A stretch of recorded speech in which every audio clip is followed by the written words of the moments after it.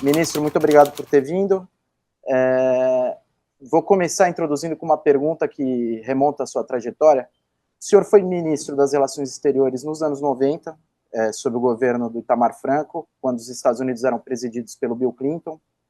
Foi ministro das Relações Exteriores sob os dois primeiros governos Lula, com Bush e Obama na administração da Casa Branca, e agora é assessor do presidente quando os Estados Unidos estão sob o governo Trump. Quais são as principais diferenças entre essas administrações americanas e a relação que elas têm com o Brasil? O que mudou de uma administração para outra na forma como elas se relacionam com o Brasil? Muito difícil responder assim, muito brevemente, né? Porque, primeiro, o Brasil também mudou muito nesse período, então a mudança do relacionamento não é só por um polo, tem que olhar o outro também. Mas, digamos assim, no período que eu fui ministro do Itamar, coincidiu com o período do lançamento da ALCA. Tá? Então, esse talvez tenha sido um tema dominante nas nossas relações, como o Brasil se posicionar em relação à ALCA. E nós conseguimos, com muito esforço, fazer com que a ALCA entrasse em vigor daí a 10 anos. Na maioria dos países latino-americanos, inclusive, nossos parceiros mais imediatos do Mercosul queriam que fosse imediato, em 5 anos, e os 10 anos foram vitais para que a gente pudesse se preparar para uma negociação. Eu diria que esse ponto foi o ponto dominante. Agora, uma relação amistosa, mas ao mesmo tempo, digamos, um pouco distante. O presidente Itamar Franco foi aos Estados Unidos uma vez, mas por causa justamente não era só a ALCA aí, era a Conferência da Cúpula das Américas, e o presidente Clinton não veio ao Brasil, então não era uma relação, digamos, muito tênue. O presidente Itamar Franco, obviamente, porque eu tive grande respeito, achei que tomou posições muito corretas em muitos temas complexos, inclusive foi na época dele que se concretizou finalmente, quer dizer, se formalizou, digamos, o Mercosul como instituição, mas ele foi um presidente 1 ano e meio, quer dizer, então também não. Eu fui, melhor dizendo, ele foi 2 anos, eu fui 1 ano e meio ministro dele. Bom, então era essa a relação. Depois tivemos a relação do presidente Lula com o presidente Bush, eu estou pulando o Fernando Henrique, porque eu não era ministro, eu era embaixador, mas no período do Lula com o Bush foi uma relação muito pragmática. Nós discordamos muito em alguns pontos. O Lula foi muito claro, até na visita que antecedeu a posse, dizendo que a guerra dele era outra, a guerra dele era com a fome, não com o Iraque, quando foi convidado a participar de alguma forma. E quando, de fato, os Estados Unidos tomaram a decisão de invadir o Iraque com o apoio do Reino Unido e de alguns outros países, o Brasil fez uma nota muito forte, lida pelo próprio presidente, o que não é comum, muito forte, contrária, criticando, condenando a invasão sem autorização das Nações Unidas. Agora, a despeito dessa diferença, digamos assim, de visão do mundo, do que poderia ser feito, é uma relação muito pragmática. Eu acho que talvez o símbolo disso tenha sido uma das visitas que o Bush fez ao Brasil, muito interessado na época, a conversa era sobre etanol, e ele visitou uma usina da Petrobras e botou um capacete da Petrobras na cabeça. Para a pessoa da minha geração, que viveu ainda um pouco a campanha do petróleo a nosso, isso foi uma coisa assim, totalmente excepcional e simbólica. Convidou também o Lula para uma reunião que não é comum, assim, de dia inteiro, praticamente, no Camp David. Então, tivemos uma relação muito pragmática. Os Estados Unidos nos convidaram para participar das discussões sobre o Oriente Médio, que nós já tínhamos alguma participação, mas do processo que se chamou de Anápolis, que teve uma reunião em Anápolis com 2 N, nos Estados Unidos, que é uma relação, portanto, muito boa.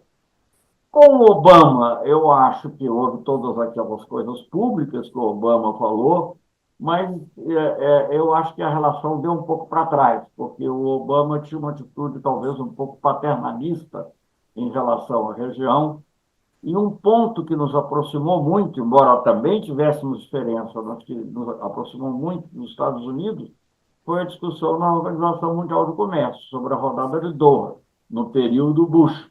E o Obama não se interessou pela OMC. Na verdade, o Obama foi quem lançou aquela ideia de cooperação para a área do comércio transpacífico. Enfim, ele deixou a Organização Mundial do Comércio de lado, embora nem sempre a gente concordasse, mas nós tínhamos uma, digamos assim, uma cumplicidade de tentar levar para frente as negociações. Isso, então, desapareceu. Mantivemos uma boa relação, cooperamos em relação ao Haiti, por exemplo, mas, enfim, não foi, eu acho que foi uma relação menos pragmática. E, bom, agora você está falando do presidente Trump, eu acho que começou, né? Vamos esperar, acho que é muito cedo fazer uma. Isso aqui eu sigo o Hegel, a coruja de Minerva só se levanta depois que o sol se põe. Perfeito, ministro. O senhor mencionou a Organização Mundial do Comércio, que está há anos de impasse. Esse impasse ele nasceu aí dessa época do Obama e se manteve desde então. E essa é uma pergunta. E a outra, eu queria saber do senhor se a OMC pode ser um palco para resolver essa questão das tarifas que vem sendo lançada pelos Estados Unidos, se pode ser um lugar para resolver esse novelo.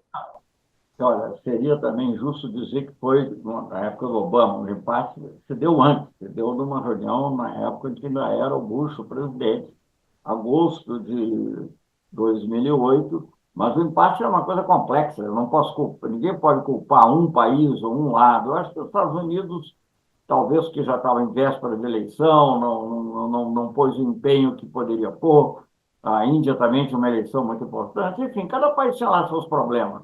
O que eu acho que faltou no Obama depois foi empenho em revitalizar a Organização Mundial do Comércio.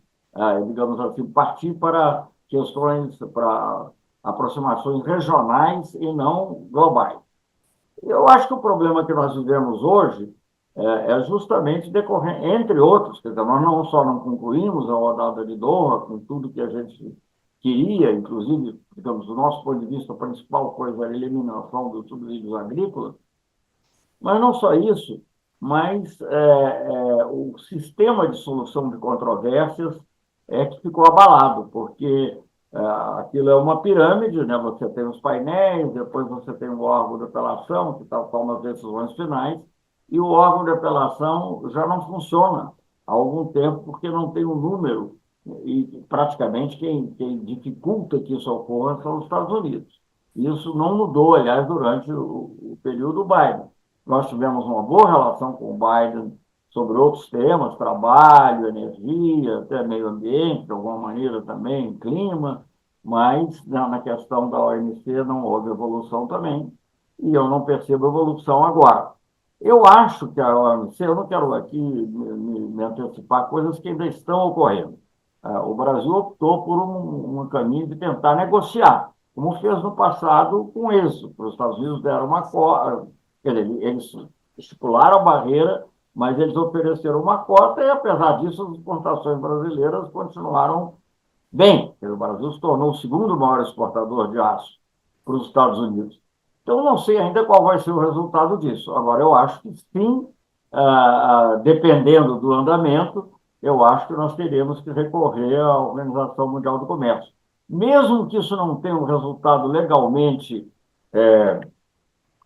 obrigatório, como seria no tempo em que havia o órgão de apelação, que tudo funcionava normalmente, eu acho que é uma maneira até de valorizar o fórum multilateral e de mostrar que nós temos uma disposição de fazer as coisas corretamente, mostrar para o mundo. Aliás, se você me permite estender um pouco a resposta a partir dessa pergunta, eu acho que uma das maiores vítimas desse período pode ser o multilateralismo, que não é só a Organização Mundial do Comércio. Os Estados Unidos estão se retirando da Organização Mundial de Saúde, do Acordo de Paris, e todas essas questões que são vitais para o mundo, não há como resolvê-las regionalmente ou país por país, você precisa resolver globalmente. E isso realmente é algo que está sob ameaça, o multilateralismo. E, ministro, o senhor poderia falar um pouco mais de das consequências concretas dessa falência do multilateralismo que a gente... Eu não ouvi direito o que você falou. Eu acho que escapou Se o senhor poderia... A gente vê algumas das consequências diretas dessa falência do multilateralismo, dessa falta de coordenação entre os países, por exemplo, em Gaza, onde o Conselho de Segurança trava resoluções, ou também na Ucrânia. Fora isso, quais outros tipos de consequências concretas a gente pode enxergar dessa crise a qual o senhor se referiu? Veja bem, o multilateralismo, como nós o conhecemos, ninguém é inocente, né? O multilateralismo nunca foi perfeito. Sempre favoreceu mais algumas nações do que outras, mas, bem ou mal, ele era um freio. Eu fui embaixador na ONU e vi como muitas vezes os Estados Unidos, estou falando agora da época do Clinton, muitas vezes os Estados Unidos procurava adequar as ações dele ao que dizia a regra multilateral. Nem sempre, às vezes saía também, mas havia ali, digamos, não era um freio absoluto, mas era um moderador.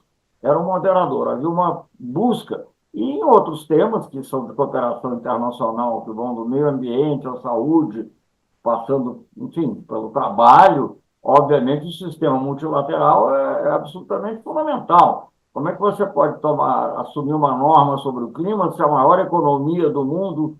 Não, esse é um desafio que nós vamos ter na COP. O que nós vamos poder fazer? Nós podemos assumir os compromissos.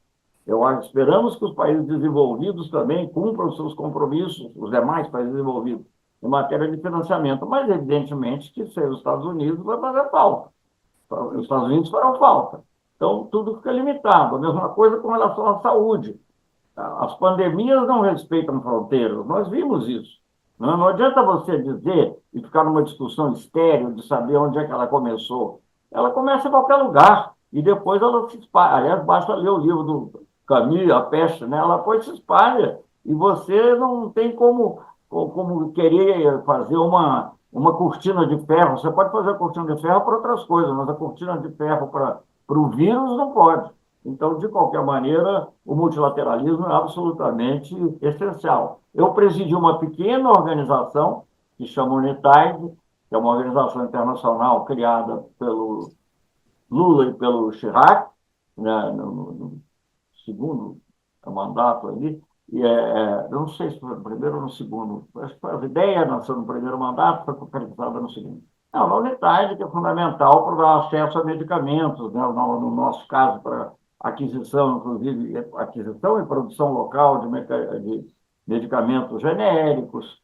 enfim, que tornaram possível combater a AIDS, por exemplo, e as vacinas também são para doenças universais. Eu participei de um grupo, panel, como eles chamam, um painel na ONU, participei de mais de um, mas falando esse do Ebola, e se você ler as conclusões, ele diz assim, olha, se não fizermos tal coisa, vai ser um desastre. Ele diz que o que vai acontecer foi exatamente o que aconteceu agora com o Covid. Então, o multilateralismo é absolutamente fundamental. E mesmo nas questões políticas mais árduas, mais difíceis, é sempre um freio. Pode não ser um freio absoluto, mas os países procuram um pouco, eles tentam um pouco se adequar a essas normas. E sem o sistema multilateral funcionando, obviamente, tudo é pior. Perfeito. Ministro, uma próxima pergunta. O senhor, ontem, foi publicada uma entrevista do senhor com a Mônica Bergamo, no jornal Folha de São Paulo. O senhor disse que agora é hora da verdade. Isso quer dizer que a gente já está sob uma nova ordem mundial? Eu acho que, em certo sentido, sim. Porque eu acho que o que acontecia até pouco tempo é que havia, digamos, pelo menos uma presunção de trabalhar multilateralmente. Eu acho que era uma presunção. Muitas coisas erradas ocorreram de vários lados, e eu acho que agora o que está colocado de maneira bastante clara é o interesse. Agora, deixa eu dizer uma coisa, em alguns casos, não todos, né, o interesse pode, digamos, o interesse sendo apresentado de maneira mais óbvia, sem, digamos, enfeites, ele pode facilitar uma paz. Eu acho que, apesar de todas as dificuldades, eu não sou inocente, sei que as coisas são complexas, mas eu sinto que há um avanço em relação à Ucrânia. Eu vou lhe dizer uma coisa aqui com um certo risco. O que eu temo realmente é o Oriente Médio.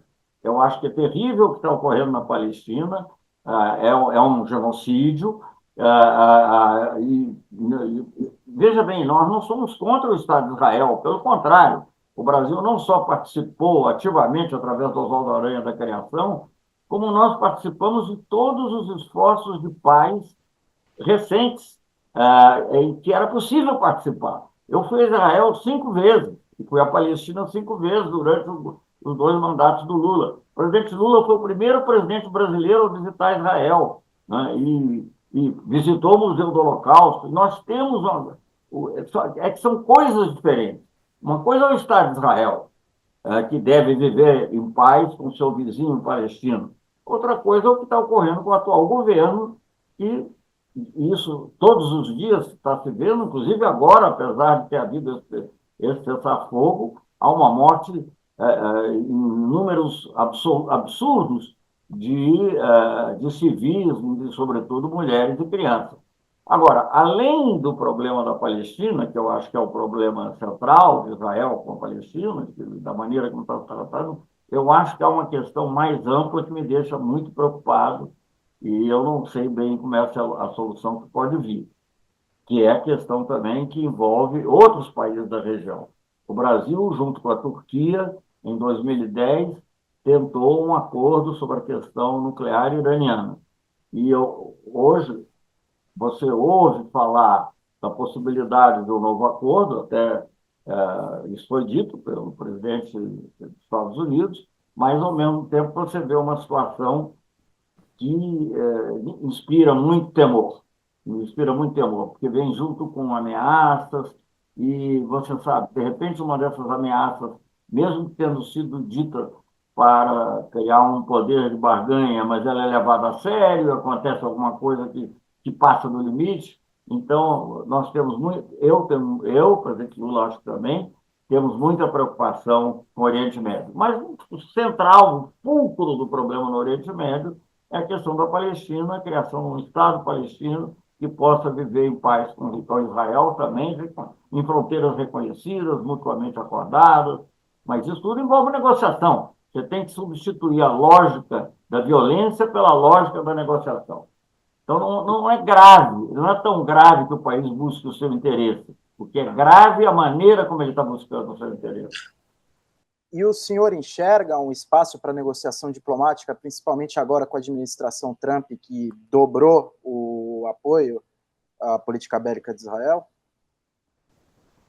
Bom, eu tenho muitos temores, mas como também no passado outras situações que pareciam incontroláveis acabaram sendo objeto de negociação, mas eu confesso que tenho muita preocupação, muita preocupação. Mas, para falar a verdade, com toda a simpatia pessoal que havia, né, com o presidente Biden, e eu tinha também com o meu colega, o assessor de segurança nacional, também não contribuíram para pacificar, né, e deixaram ocorrer.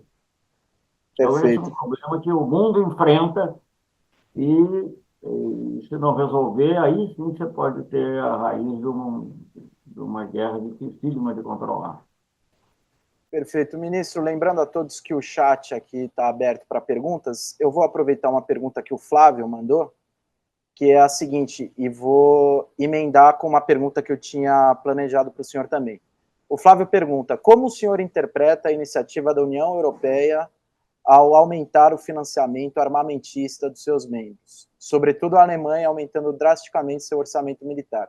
E aí eu aproveito, ministro, para citar uma declaração que o senhor deu ontem a Mônica Bergamo. O senhor disse que a Europa tem que parar com essa obsessão de achar que vai ser invadida pela Rússia. Aí eu pergunto, aqui o senhor, por que o senhor chama isso de obsessão? E pergunto se esse temor europeu não é fundamentado de alguma maneira. Olha, eu acho que, bom, são duas perguntas, na verdade, né? Então, o Sim, que eu acho de aumentar evidentemente, que o ideal era não precisar aumentar gastos com armamento, usar esses recursos para outras coisas. Mas eu compreendo que a Europa também tem uma certa angústia em relação ao apoio que os Estados Unidos poderão dar. Agora, eu lembro, eu como sou velho, eu posso lembrar aqui o De Gaulle, que ele falava sempre da Europa, dos Pirineus, os Urais. Ele dizia Pirineus porque na época Espanha e Portugal estavam sob ditaduras, então ele não queria incluir a Península Ibérica na, no rol, digamos, do que ele chamava de Europa, mas eram os Urais, quer dizer, incluía a Rússia. Quer dizer, eu acho que essa questão de, digamos, da russofobia que existe um pouco na Europa, é, que poderia ter alguma justificativa, e talvez tivesse alguma justificativa no tempo do comunismo, eu acho que a Rússia hoje em dia nem tem força para isso. Eu acho que os casos, e se você vai procurar, digamos, quais são as raízes, eu não estou justificando, porque eu acho que a invasão da Ucrânia, de qualquer maneira, tem que ser condenada, porque não é a maneira de resolver as questões. Você tem que resolver as questões diplomaticamente, de acordo com a Carta da ONU. Isso é uma coisa. Agora, se você vai falar e procurar ver por que isso se originou, você vai ver que a expansão da OTAN está na raiz disso, em grande parte. Não é a única razão, mas a Rússia estava muito enfraquecida depois que acabou a União Soviética. Não se atreveria jamais a invadir um outro país europeu. Agora, quando isso, quem está dizendo isso não sou eu, aqui do hemisfério sul, falando alguma coisa sobre a Europa, foi o Kennan, George Kennan, que foi o inventor do termo da contenção, da teoria da contenção, que prevaleceu durante toda a Guerra Fria para segurar a União Soviética, quando ela era muito mais poderosa.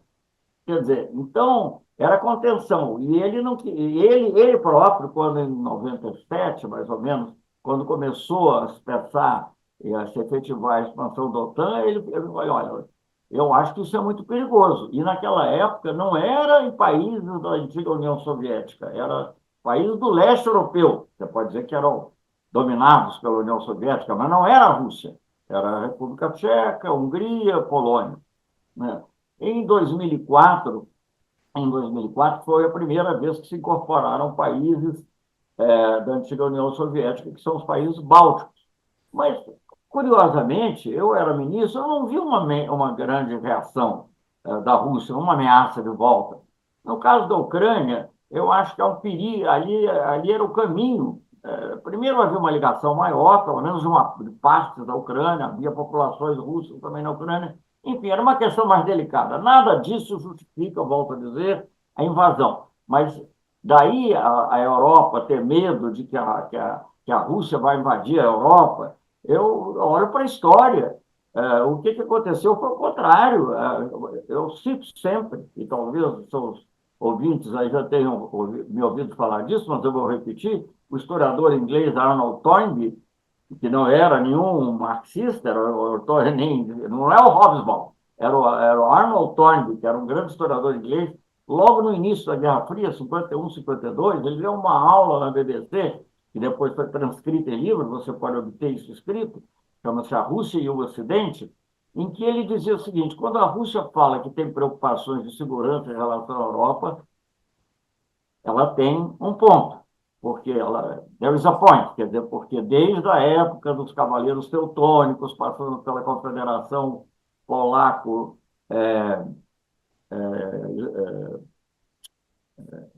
um dos países bálticos, oh meu Deus, Lituânia, Polaco-Lituânia, depois, obviamente, mais importante, Napoleão e o Hitler. Então, quando eu leio no jornal francês, como eu li, que a Rússia tem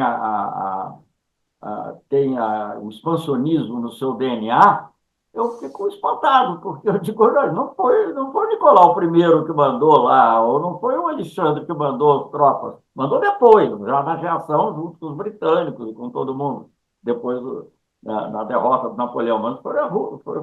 Então, sabe, eu não vejo o Hitler que invadiu a Rússia, a União Soviética. Então, eu acho que, digamos, essa ideia de que a Rússia vai invadir a Europa, ameaçar a Europa, eu acho totalmente inviável, totalmente, digamos, sem fundamento. Ela não terá. Eu acho que talvez os países que tenham, assim, a fronteira imediata podem ter problema. Mas veja bem, a Áustria, que ela hoje não tem fronteira imediata com a Rússia, mas ela tinha com os países ditos satélites. A Áustria, para ela ser desocupada pelas tropas soviéticas em 55, ela assinou um tratado com a União Soviética e colocou na sua Constituição a neutralidade perpétua. E a Áustria, de lá para cá, teve governo de esquerda, governo de direita, governo de centro, nunca foi invadida, nem ameaçada, né? Mesmo no tempo da União Soviética. Hoje a Rússia não poderia mesmo, nem teria condições materiais. Mas mesmo na época que ela tinha condições materiais, ela não fez. Então, eu acho que essa ideia de que há uma ameaça de invasão da Rússia, eu acho uma ameaça errada. Eu acho que existe uma organização, que é a Organização de Segurança e Cooperação Europeia, que essa sim devia ser reforçada, é uma coisa multilateral europeia, inclui a Rússia e inclui os países ocidentais. Agora, essa obsessão de que ela pode ser invadida, eu acho que nesse ponto, eu acho que o presidente Trump está certo, para falar a verdade. Eu acho que tem que ver a coisa com mais realismo. Claro que não é permitir a destruição da Ucrânia, nada disso, ninguém pode querer isso, nem a ocupação total da Ucrânia, mas eu acho que tem que haver uma negociação, tem que haver a paz possível. Nesse ponto, o que o Brasil e China assinaram, eu pessoalmente assinei com o Wang Yi, ele tem dois cargos lá, ele tem o meu e é também ministro. Assinamos 6 pontos. Eles teve entendimentos para desescalar, para chegar, depois poder chegar a um cessar-fogo, enfim, uma série de pontos. Criamos um grupo de amigos da paz, que se reuniu, acho que eles soltam, inclusive, há poucos dias, na ONU, e eu acho que é isso que a gente tem que fazer, negociar para chegar à paz. Perfeito. Ministro, em outra passagem o senhor disse que a Rússia unificada é também um fator de estabilidade para o mundo e a Europa, mas não existe uma ameaça de anexação de nenhum território russo. O senhor se referia exatamente a quê quando o senhor fez essa menção? Não é de anexação do território russo, não é disso que eu estou falando. Mas a Rússia é um país complexo.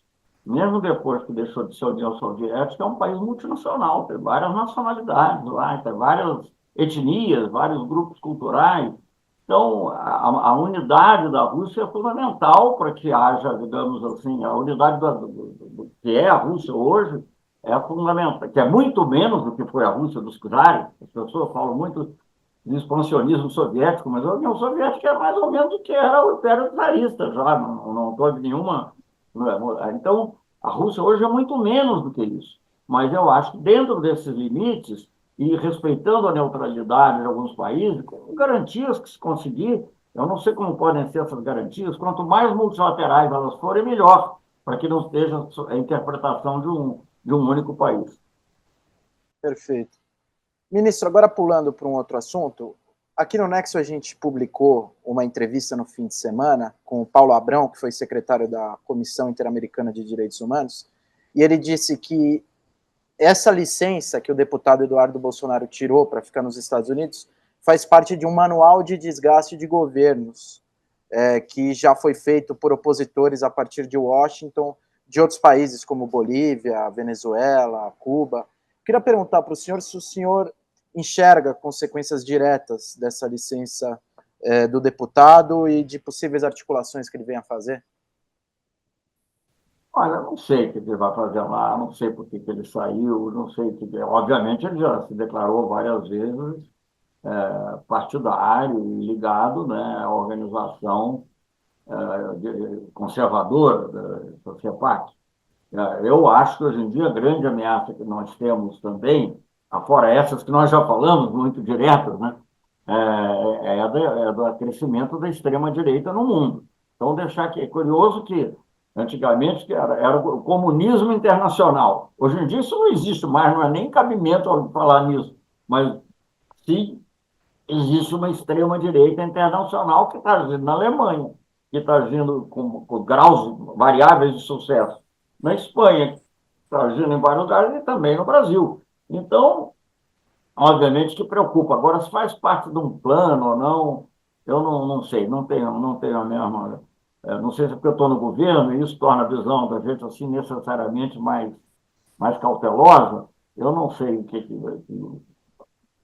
qual é o objetivo dele, se ele pretendeu ficar fora daqui por outras razões, mas que certamente a ligação dele com a CEPAC inspira cuidado, inspira, e que o crescimento da extrema-direita internacional é uma ameaça para a democracia, é. E o senhor enxerga que esses fóruns, como a CEPAC, que o senhor mencionou, outros fóruns da extrema-direita global, eles são fortes de fato, assim, na questão de se articular internacionalmente, de ganhar eleições? Como o senhor enxerga esses fóruns como organizações, assim? Olha, eu, para falar a verdade, não, de que eles são fortes, não há dúvida que são.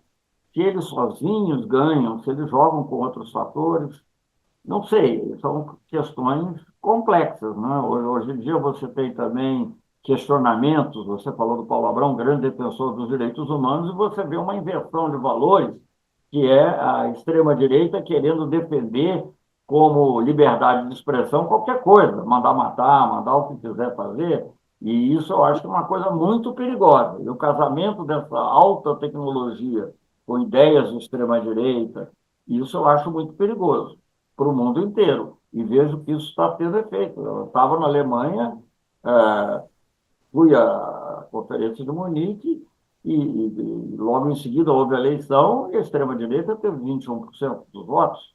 E vamos lembrar que o Hitler, quando chegou ao poder, teve também 30 e pouco por cento dos votos, depois é que ele aumentou.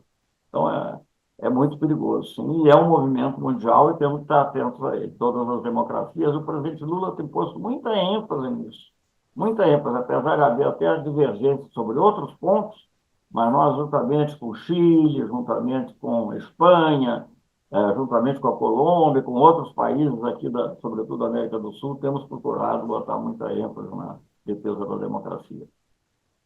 E uma outra pergunta, ministro. O que o Brasil vai fazer se os Estados Unidos ou a Argentina não devolverem os foragidos de 8 de janeiro que estão lá? O senhor tem um plano de ação? O senhor sabe como o governo reagiria? Não entendi bem. Há 60 dos condenados pelos atos de 8 de janeiro, pela invasão dos poderes, estão foragidos. Parte deles está nos Estados Unidos, parte está na Argentina, que são governos simpáticos à extrema-direita brasileira. Caso esses governos não devolvam esses foragidos, o que o Brasil faria? Eu acho que nós estamos numa fase ainda de tentar ver se devolve, né? E eu acho que isso é um problema mais judicial e de cooperação jurídica internacional do que uma questão de análise geopolítica. Nós vamos sempre tentar manter boas relações com os países por motivos diversos, relações, né, com o Estado argentino e com o povo argentino, né? O povo argentino e o povo brasileiro são povos irmãos que deviam estar procurando os mesmos objetivos. No caso dos Estados Unidos, é uma superpotência, mas que também queremos tratar com respeito e ter o nosso importante parceiro comercial. Eu acho que e essas questões têm que ser tratadas dentro do âmbito jurídico, com a percepção política de que a democracia está sob ameaça. Perfeito. Ministro, vou trazer mais uma pergunta de um assinante. Cassussa mandou uma pergunta, retomando aquele assunto do multilateralismo sobre o qual nós falamos no começo da conversa. Ele pergunta, ministro, como salvar o multilateralismo se o maior financiador dos órgãos multilaterais são os Estados Unidos e a torneira está fechada?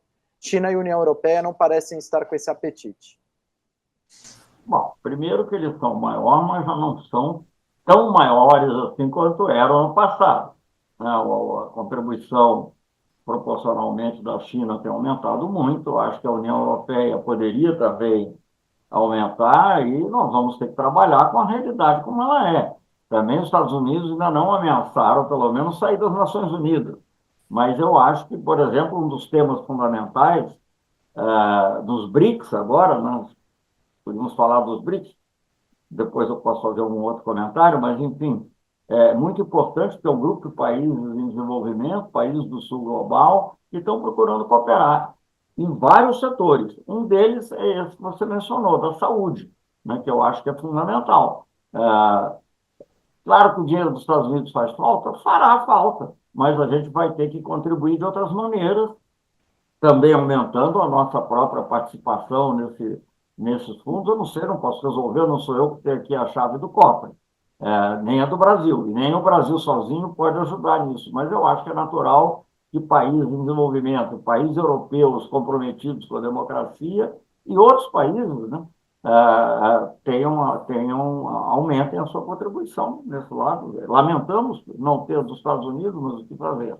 É tentar convencer, quem sabe com o tempo os Estados Unidos conseguem perceber que para eles também o multilateralismo é a melhor maneira de lidar com certas questões complexas, que não é a força a melhor maneira. Perfeito, ministro. Aproveitando o gancho, mais uma pergunta de um assinante, o Denis Lucas pergunta sobre as oportunidades que o Brasil enxerga com relação ao Oriente. Ele pergunta o que podemos aprender com as instituições de desenvolvimento daqueles países. Qual país?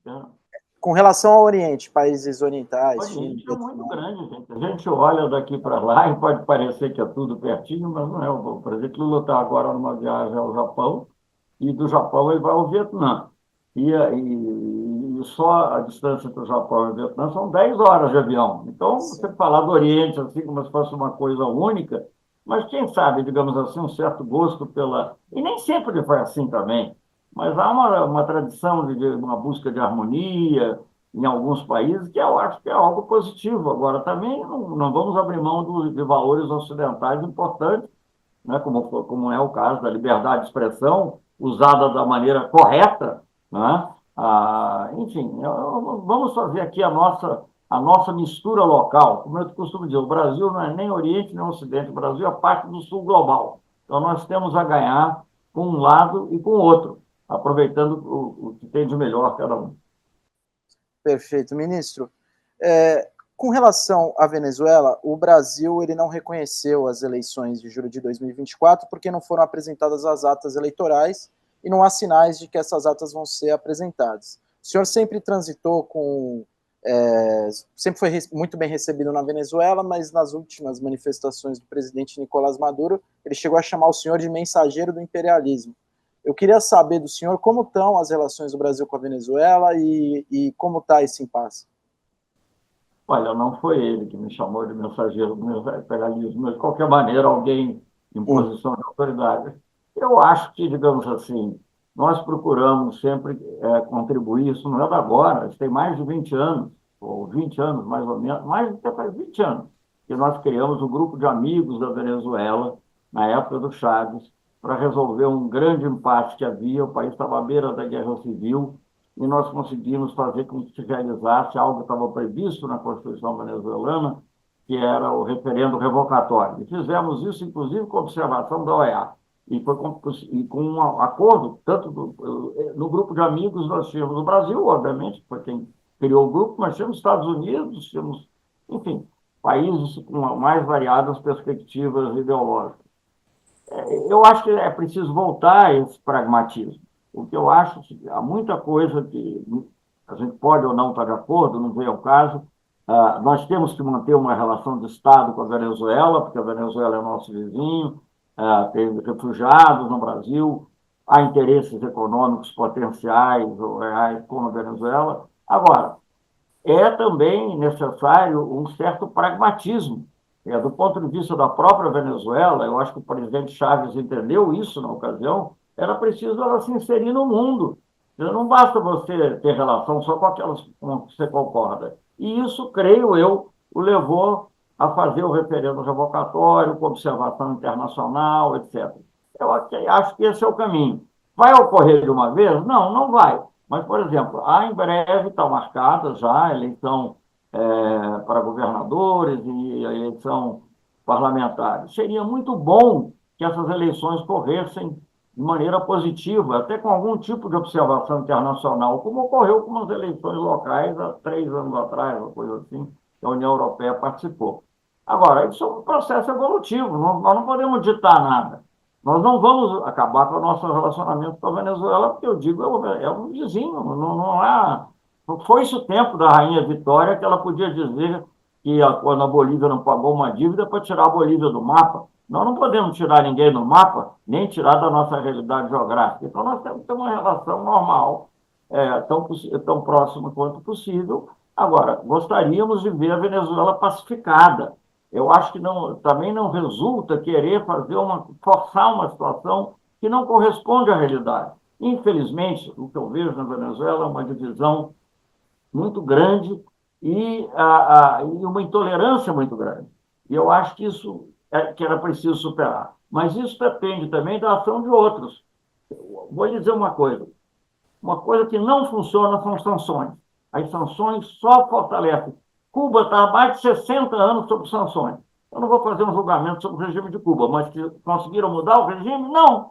Então, eu acho que é uma coisa que não interessa a ninguém, que enfraquece, torna as relações mais difíceis, e eu acho que é esse caminho mais pragmático que eu esperaria que fosse possível escolher, mas isso não depende só do Brasil, depende também de outros países.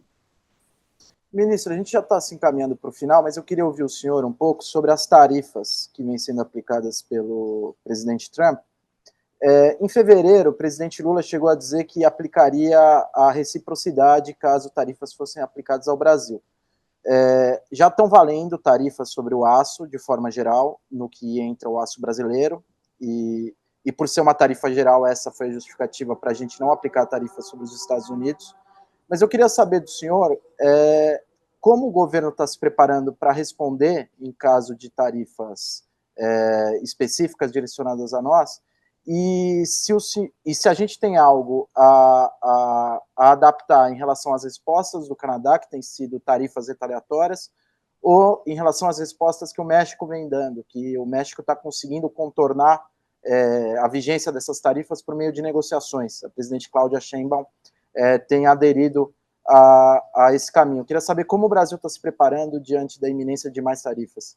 Bom, cada país vive uma situação específica e o próprio fato do Canadá e do México são membros, eu nem sei mais como é que se chama, mas o antigo NAFTA, né? Quer dizer, da Associação de Livre Comércio, entre os três.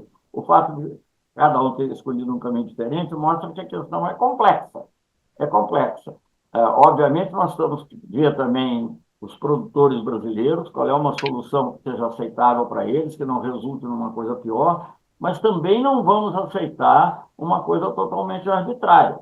Então, eu acho que o Brasil já teve, na OMC, vitórias importantes, como no caso do algodão.